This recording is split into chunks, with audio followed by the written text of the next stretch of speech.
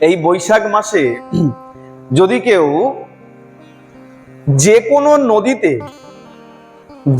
নদীতে, গঙ্গাই হতে হবে এমন কোনো কথা নেই, যে কোনো সরোবরে, খুব মহান সরোবর হতে হবে, পুণ্য রয়েছে এমন কোন সরোবর হতে হবে এমনও কথা নেই, যে কোনো পুকুরে যদি স্নান করে নাও, কতটা সময় ভালো করে মন দিয়ে শোনো, সূর্যোদয় থেকে 6 ঘন্টা সময় পর্যন্ত যদি কেউ স্নান করে নাও, তাহলে তুমি তীর্থের স্নানেরই সম্পূর্ণ পুণ্য ফল লাভ করবে।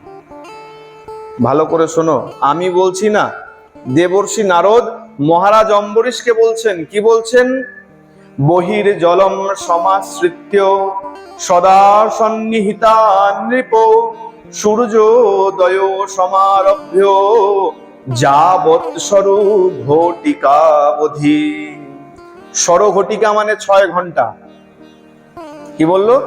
ভগবান কৃপা করে এই মনুষ্যগণের উপরে কৃপা করবার জন্য, তার কৃপা দৃষ্টি বর্ষণ করবার জন্য, কৃপা বর্ষিত করবার জন্য ভগবান কি করেছেন? এই বিশেষ মাসে বৈশাখে সমস্ত তীর্থ দেবতাদেরকে আদেশ করেছেন, আজ্ঞা করেছেন, যাও তোমরা কি করবে, সূর্যোদয় থেকে এই 6 ঘন্টা পর্যন্ত, শব্দ বলা হলো যাবৎ সরু ঘটিকাবধি, সূর্যোদয়ের পর থেকে 6 ঘন্টা পর্যন্ত তোমরা এই জলরাশির মধ্যে অবস্থান করবে।